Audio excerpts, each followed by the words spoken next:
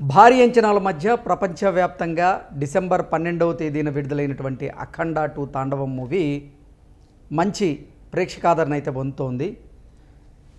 Cinema collection విషయానికి వస్తే 4 రోజులకి ఈ సినిమా లాభాల బాటలోకి వెళ్ళేటువంటి అవకాశం ఉన్నట్లుగా కొన్ని వార్తలు వస్తున్నాయి. దీని మీద మనం పూర్తి స్థాయిలో విశ్లేషణ చేసుకుందాం. ప్రస్తుతం మనతో పాటున్నారు ప్రముఖ సినీ రాజకీయ విశ్లేషకులు, ప్రముఖ సీనియర్ జర్నలిస్ట్ దుర్గావట్ల మణి గారు. వారితో మాట్లాడదాం. దీని మీద మీ విశ్లేషణ ఏంటి? అఖండ 2 నిన్న రిలీజ్ అయిందండి. మనం అనుకున్నట్టుగానే మనం 40 to 60 కోట్ల మధ్యలో వస్తుంది మొదటి రోజు కలెక్షన్స్ అన్నాము. అదేవిధంగా 59 పాయింట్ ఎంతో వచ్చిందిట. మీరు అన్నట్టుగా ప్రపంచవ్యాప్తంగా అఖండ 2 రిలీజ్ అయ్యి మంచి టాక్ తెచ్చుకుంది, మంచి వసూళ్లు అయితే వస్తున్నాయి. ఒక 1 వీక్ అయితే మనకి మొత్తం క్లియర్ గా పిక్చర్ వచ్చేసింది. కనీసం 4-5 డేస్ అయితే. ఇప్పుడు రేపు సండే కాబట్టి, ఇవాళ వీకెండ్ కాబట్టి సాటర్డే మరి కలెక్షన్స్ పెరిగే అవకాశం ఉంది. బుకింగ్స్ కూడా అయ్యాయని అంటున్నారు. బాగానే సినిమా కూడా చాలా నచ్చింది. ముఖ్యంగా సెకండ్ పార్ట్ అందరికి చాలా నచ్చింది అంటున్నారు. లాస్ట్ సీన్ అయితే ఆ తాండవం, శివతాండవం ఏదైతే ఉందో గూస్ బంప్స్ వస్తున్నాయి. ప్రజలు చాలా కనెక్ట్ అవుతున్నారు. అంటే మనకి శివతత్వం ఎక్కువ కాబట్టి ఆ శివుడిని అందరూ కూడా చాలా ఇష్టపడ్డారు.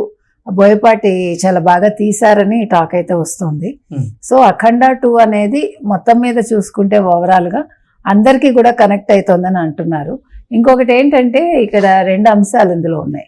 ఒకటి అఖండ 2లో ఒక ఏమంటారు డైలాగ్ విషయంలో వైసీపీ వాళ్ళు బాలకృష్ణ కావాలని ఎవరు జగన్మోహన్ రెడ్డిని టార్గెట్ చేసి ఈ డైలాగ్ పెట్టించాడని అంటున్నారు. ప్రధానమంత్రితో ఒక మంత్రి చెప్తాడు అపోజిషన్ లీడర్ని ఉద్దేశించి, వాళ్ళ నాన్న ఉన్నప్పటి నుంచి ప్రధానమంత్రి కావాలనుకున్నాడు అని. సో అదొక డైలాగ్ మీద ఇవాళ వైసీపీ వాళ్ళు ఓ ట్రోల్ చేసుకుంటున్నారు. రెండోది హెలికాప్టర్ ఇదైతే ఆ పైన ఉండే ఫ్యాన్ తిరుగుతూ ఉంటుంది, త్రిశూలంతో పట్టుకుంటాడు చూడండి. సో ఆ సీన్ కూడా అందరూ అది మా ఫ్యానే, అంటే మా గుర్తు, వైసీపీ గుర్తుని అట్లా చేశారు అని, దాన్ని కావాలని త్రిశూలాన్ని గుచ్చి దాన్ని అని. అంటే నేను అనేది ఏంటంటే ప్రతిదీ మీరు కనెక్ట్ చేసుకుంటూ వెళ్తే సినిమాలు అన్నింటిలో అందరికీ ప్రతి పార్టీకి దాన్ని ఆపాదించుకునే ఒక ఇది కనిపిస్తుంది.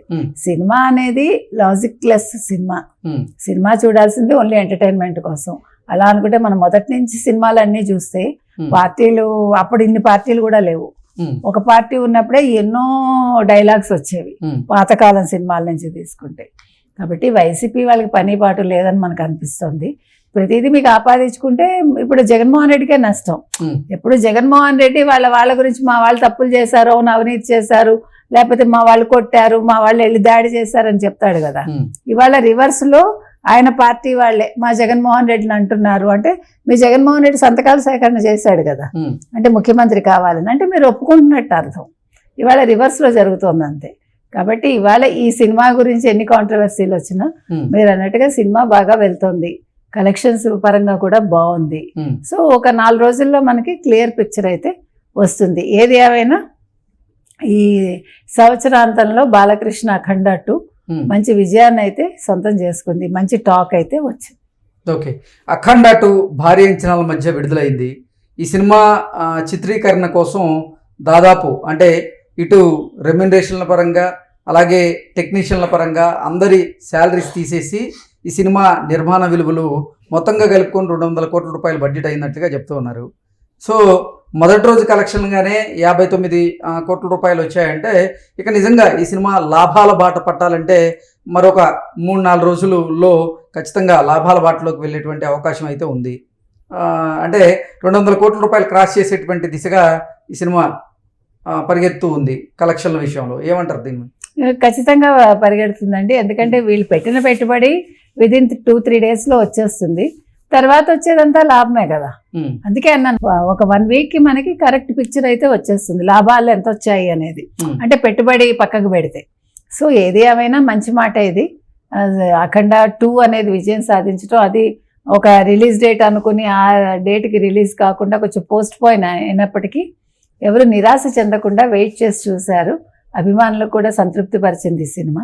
సో చూద్దాం ఏమవుతుందో. ఓకే అండి, థ్యాంక్ యూ సో మచ్.